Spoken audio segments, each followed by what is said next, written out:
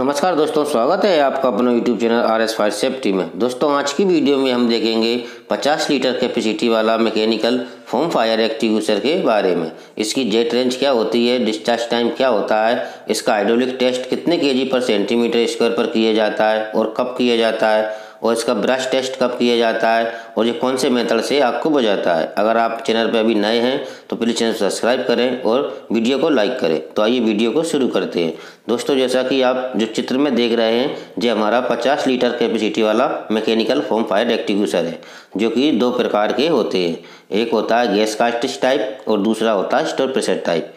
इसकी पहचान इस तरीके से की जाती है कि जो हमारी गैस कार्ट्रिज वाली ट्रॉली होती है उसके ऊपरी भाग पर कैप असेंबली होती है। कैप असेंबली के ऊपर एक प्लेंजर लगा होता है, इसको पंच करके इसको ऑपरेट किया जाता है। जबकि स्टोर प्रेशर टाइप ट्रॉली होती है उसके ऊपरी भाग पर एक व्हील वाल्व लगा होता है, इसके द्वारा इसे घुमाकर इसे ऑपरेट चालू किया जाता है। तो इस तरीके से हमारा गैस कार्ट्रिज टाइप ट्रॉली और स्टोर प्रेशर का टाइप ट्रॉली होती है, उसकी पहचान की जाती है। सबसे पहले हम देखेंगे गैस कार्ट्रिज टाइप ट्रॉली के बारे में। इसकी कैपेसिटी होती है जो 50 लीटर की होती है और इसमें AFFF फोम कंपाउंड भरा होता है। उसकी कैपेसिटी 3 लीटर होती है। इसके बाद इसमें CO2 गैस कार्ट्रिज लगाया जाता है, उसकी कैपेसिटी होती है वो 300 ग्राम की होती है। इसकी थिकनेस की बात करें तो इसकी थिकनेस होती है वो 1.7 mm से लेकर 1.8 mm तक होती है। जो जिस चद्दर का जो सिलेंडर बनाया जाता है उसकी जो मोटाई होती है वो 1.7 mm से लेकर 1.8 mm होती है और इसका जो डायामीटर होता है वो 300 mm से लेकर 310 mm तक का होता है।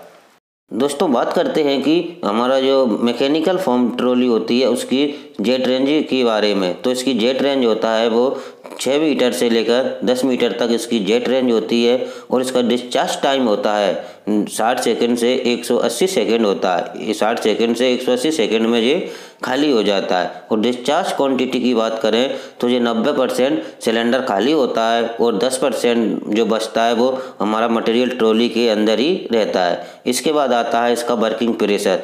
ये इसका वर्किंग प्रेशर होता है वो 15 kg पर सेंटीमीटर स्क्वायर से इसका वर्किंग प्रेशर होता है। जो हमारा मटेरियल होता है इसके अंदर उसको ये 15 kg पर सेंटीमीटर स्क्वायर से बाहर फेंकता है। इसके बाद आती है इसका रिपलिंग। इसकी रिपलिंग 2 साल में एक बार की जाती है।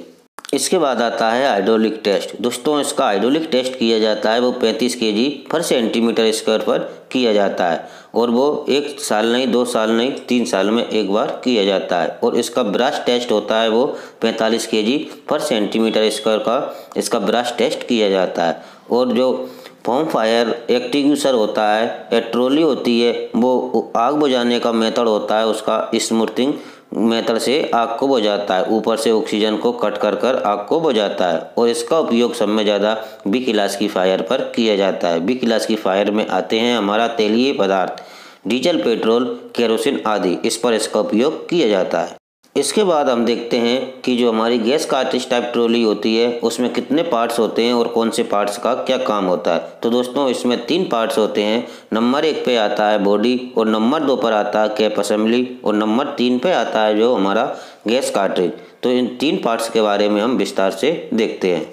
सबसे पहला पार्ट आता है हमारा बॉडी है जो आपको दिखाई दे रहा है, ये पूरा हमारा बॉडी है। बॉडी में सब में पहले आता है कैरिंग हैंडल। ये वाला भाग है, ये कैरिंग हैंडल है। इसका उपयोग सिलेंडर को एक स्थान से दूसरे स्थान तक ले जाने में किया जाता है। इसके बाद में आता है नेकरिंग। इस जगह पर नेकरिंग होता है जिससे इस नेकरिंग के द्वारा हमारा जो कैप असेंबली होती है उसे कसा जाता है। इसके बाद आता है बॉटम, जो नीचे का भाग है इसको बॉटम कहा जाता है। इससे कि हमारा सिलेंडर है इसके सहारे से एक जगह पर टिका होता है। इसके बाद आती है साइपन ट्यूब, जो आप दूसरे चित्र में देख रहे हैं, ये वाली हमारी साइपन ट्यूब है। इससे कि जो अंदर का फोम कंपाउंड और पानी होता है वो बाहर निकलता है। इसके बाद में आती है जो सिनेप्टर वाल्व। इस जगह पर साइपन ट्यूब के ऊपरी भाग पर सिनेप्टर वाल्व लगा होता है। इसका कार्य होता है कि जो गर्मी के दिनों में जब सिलेंडर के अंदर हमारा टेम्परेचर बढ़ता है, इसमें एयर बनती है, तो हमारा जो फोम कंपाउंड भरा होता है, पानी भरा होता है, वो बाहर नहीं आएगा। इसके लिए जो सिनेप्टर वाल्व होता है वो खुला होना चाहिए, इससे कि इसी में हमारा जो लिक्विड होता है, कंपाउंड होता है, वो अंदर इसी में गिरता रहेगा, इससे कि हमारा सिलेंडर खाली नहीं होगा। इसके बाद आता है हमारा डिस्चार्ज पाइप। ये वाला भाग है जी डिस्चार्ज पाइप है। इसे हाई फ्लेक्सिबल ट्यूब भी कहा जाता है। इसके द्वारा जो अंदर का लिक्विड होता है वो बाहर आता है। इसके बाद आते ही डिस्चार्ज नोजल। ये वाला भाग है, इसे डिस्चार्ज नोजल कहते हैं। डिस्चार्ज नोजल है, यानी कि ये मिनीचर फोम मेकिंग ब्रांच इसको कहा जाता है। ये मैचुरिंग सिद्धांत के आधार पर ये कार्य करती है। इसके बाद आता है एयर इनलेट, जो हमारी ब्रांच होती है उसके इस वाले भाग पर ये इसमें छेद होते हैं, इससे कि इसके अंदर एयर जाती है, उससे बबल्स बनते हैं। दूसरे नंबर का पार्ट्स आता है वो है हमारा कैप असेंबली। कैप असेंबली में सब में पहले आता है प्लंजर, जो आपको दिखाई दे रहा है ब्लैक कलर का जो प्लंजर है, इससे कि हमारा गैस कार्ट्रिज को पंचर किया जाता है। इसके बाद आती है सेफ्टी पिन, जो लगी हुई है हमारी सेफ्टी पिन है, इससे कि प्लंजर को रोका जाता है। इसके बाद में आती है पंचरिंग पिन। दूसरे चित्र में जो आपको दिखाई दे रही है कील है, इसको पंचरिंग पिन बोलते हैं, जो हमारा गैस कार्ट्रिज होता है उसे पंचर करती है। इसके बाद में आते हैं पोर्ट होल, जो वाले होते हैं ये छेद हैं, ये पोर्ट होल है। इसका काम होता है कि जो गैस कार्ट्रिज सिलेंडर से गैस आती है उसको सिलेंडर के अंदर इनके द्वारा निकल कर बाहर आती है। इसके बाद में आता है रबड़ वाइसर, जो अंदर ब्लैक कलर का दिखाई दे रहा है, जो हमारा रबड़ वाइसर है, इससे कि जो गैस निकलती है वो बाहर लीकेज नहीं होती है, वो अंदर जाती है, इसलिए रबड़ वाइसर लगाया जाता है। इसके बाद में आती है बेंट होल, जो दूसरी वाले चित्र पर दिखाई दे रहे हैं, जो बेंट होल है।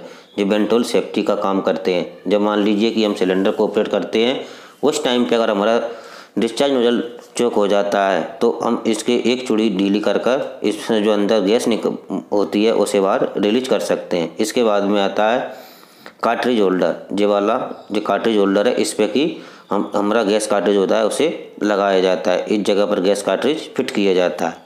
इसके बाद हमारा तीसरा पार्ट था वो था गैस कार्ट्रिज। इसके अंदर 300 ग्राम का गैस कार्ट्रिज लगाया जाता है। गैस कार्ट्रिज का काम होता है कि जो हमारे अंदर का फोम कंपाउंड और इसके अंदर पानी भरा हुआ है उसको आग पर फेंकने का कार्य गैस के द्वारा किया जाता है, इसलिए इसमें गैस कार्ट्रिज लगाया जाता है। और गैस कार्ट्रिज लगाने से पहले गैस कार्ट्रिज का वजन करना जरूरी होता है, क्योंकि अगर गैस कार्ट्रिज का वजन 10% कम होता है तो गैस कार्ट्रिज चेंज कर देना चाहिए और दूसरा नया गैस कार्ट्रिज लगाना चाहिए। इसके बाद में आता है रिपलिंग करने का तरीका। तो रिपलिंग किस तरीके से की जाती है? तो दोस्तों सबसे पहले जो हमारा सिलेंडर होता है उसकी गैस ऊपर जो प्लंजर लगा होता है उस प्लंजर या कैप असेंबली को खोलना होता है। अब हमने कैप असेंबली को खोल लिया। कैप असेंबली को खोलने के बाद उसके जो गैस कार्ट्रिज लगा होता है उस गैस कार्ट्रिज को खोलना है। इसके बाद में इसके अंदर जो सेफ्टी पिन लगी होती है उसको चेक करना है, और इसके बाद में जो प्लंजर लगा होता है प्लंजर को चेक करना है। इसके अंदर बेंट होल, पोर्ट होल होते हैं, रबड़ वाइसर होता है, पंचरिंग पिन होता है, इन सबको चेक करना है और इसमें ऑयलिंग ग्रीसिंग करना है। इसके बाद में जो हमारा सिलेंडर होता है उसको अच्छे साफ पानी से अंदर से धोना है। अंदर से धोने के बाद में उसमें उसकी कैपेसिटी के अनुसार, यानी कि उसमें एक लेवल होता है उसके अनुसार इसमें पानी भरना है। साफ पानी भर देते हैं। साफ पानी भरने के बाद में 300 ग्राम का इसके अंदर गैस कार्ट्रिज लगाते हैं और इसमें 3 लीटर जो होता है हमारा AFFF का फोम कंपाउंड भरा जाता है। इन फोम कंपाउंड को भरिए, पानी को भरिए और गैस कार्ट्रिज को लगाना है 300 ग्राम वाले को। और इसके बाद में जो हमारा cap assembly, port hole, vent hole होता है इसमें ऑयलिंग ग्रीसिंग करना है और करने के बाद में इसको वापस फिट कर देना है। और फिट करने के बाद में जिस जगह पर रखा है उस जगह पर इसको रखना। इस तरीके से इसका रिपलिंग की जाती है। अब हम देखते हैं कि स्टोर प्रेशर टाइप ट्रॉली होती है वो किस तरीके से कार्य करती है।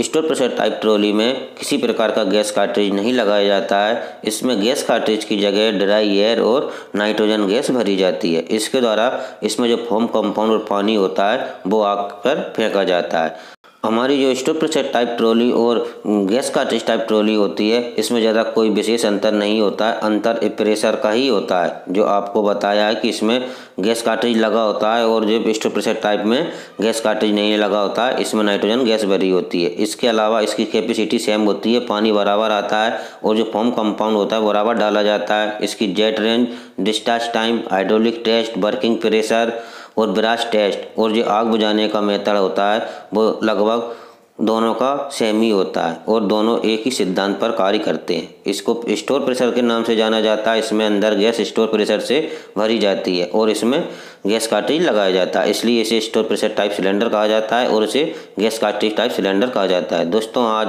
हमने देखा है कि 50 लीटर कैपेसिटी वाले मैकेनिकल फोम फायर ट्रॉली के बारे में। अगर आपको वीडियो अच्छी लगे तो वीडियो को लाइक करना, शेयर करना, कमेंट्स करना और चैनल को सब्सक्राइब करना। धन्यवाद।